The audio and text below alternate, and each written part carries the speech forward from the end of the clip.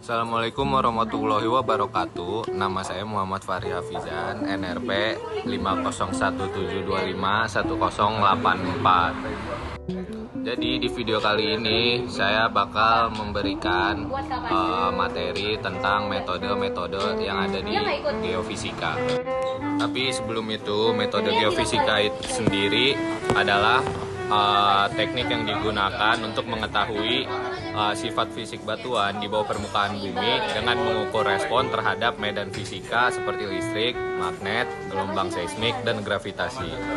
Jadi setiap batuan memiliki sifat fisik yang berbeda seperti massa jenis, konduktivitas listrik, kemagnetan, ada kecepatan rambat gelombang juga. Nah, perbedaan sifat ini yang dideteksi oleh alat geofisika lalu diubah menjadi data bawah permukaan. Oke, sekarang lanjut ke metode-metode geofisika. Yang pertama ada metode seismik. Oke, jadi buat di metode seismik sendiri kira-kira gambarnya kayak gini. Jadi di metode seismik ini menggunakan gelombang seismik. Kelebihan metode seismik sendiri, yang pertama ada resolusinya yang tinggi. Habis itu cocok untuk eksplorasi minyak dan gas. Habis itu kayak bisa mengetahui kedalaman lapisan dengan cukup akurat. Selanjutnya buat kekurangannya kalau metode seismik, yang pertama tuh kayak biayanya mahal karena alat-alatnya mahal. Udah gitu ada biaya operasional juga.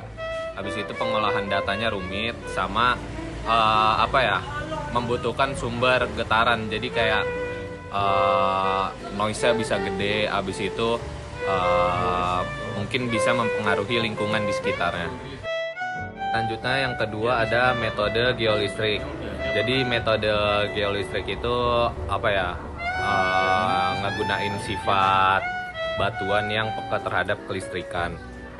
Nah, buat kelebihannya sendiri biayanya relatif murah. Habis itu mudah digunakan di lapangan kalau dibanding sama seismik.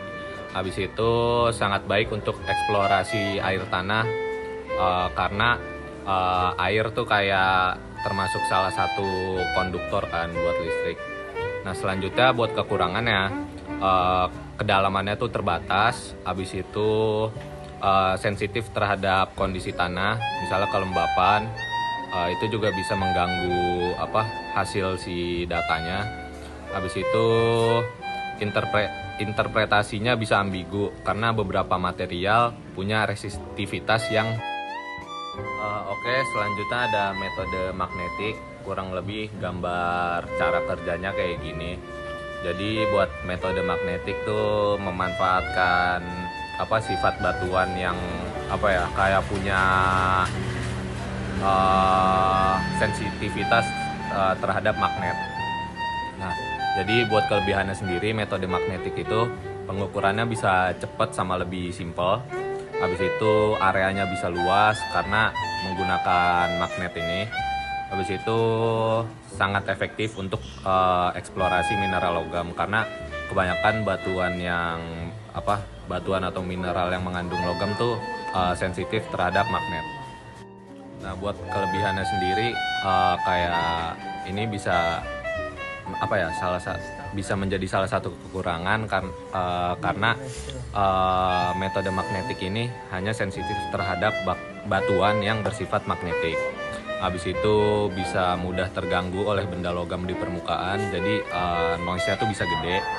Habis itu kalau secara resolusi, kalau dibanding sama seismik, metode magnetik ini resolusinya kurang detail, jadi lebih detail yang seismik.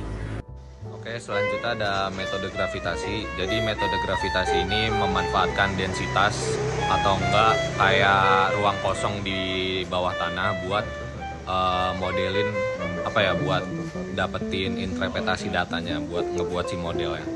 Jadi kalau metode gravitasi ini kelebihannya bisa mendeteksi struktur besar di bawah permukaan. Habis itu kayak nggak berpengaruh sama kondisi cuaca.